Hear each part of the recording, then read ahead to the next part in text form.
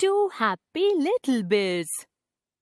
Teeny Bear and Weeny Bear were the liveliest babies in the green forest, and Mother Bear was sure they were the most mischievous. There was no guessing what they would do next. They often disobeyed their mother, although they didn't mean to disobey. They would just forget. There is nothing so easy to do as to forget. This morning, Mother Bear had sent the cubs up in a tree and told them to stay in it until she came back. At first, the cubs didn't mind staying in that tree. Climbing about in a big tree was fun, and this was a big tree.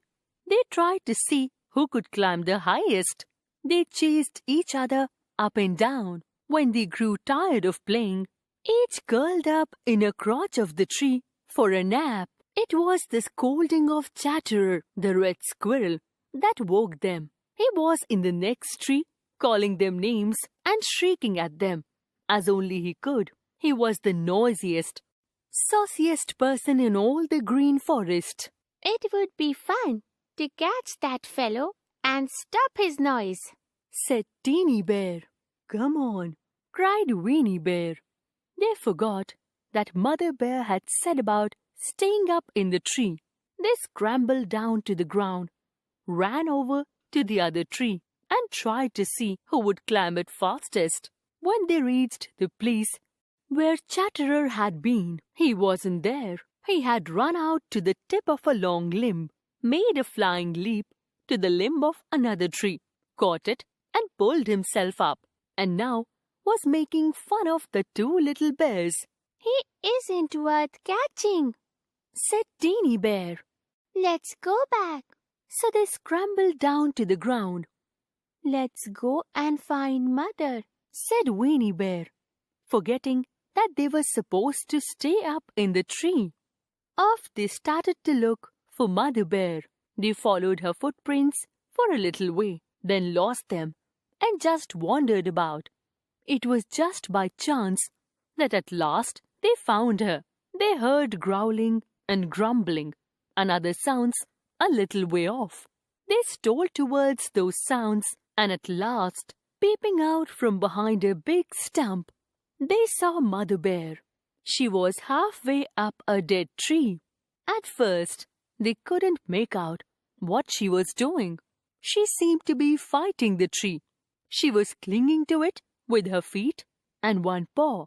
With her big claws of the other paw, she was trying to tear the tree apart. She had made an opening big enough to get her paw in.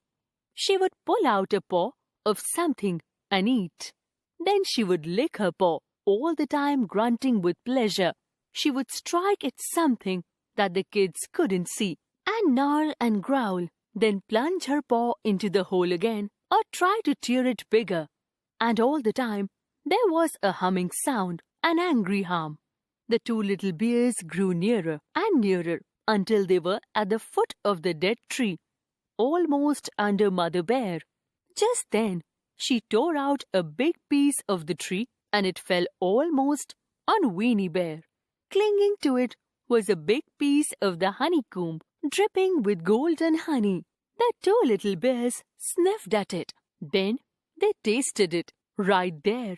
Teeny Bear and Weeny Bear forgot everything but this wonderful new food. Never had they tasted anything like its sweetness. A bee stung Weeny on the nose. She didn't mind. Another stung Teeny. He didn't even know.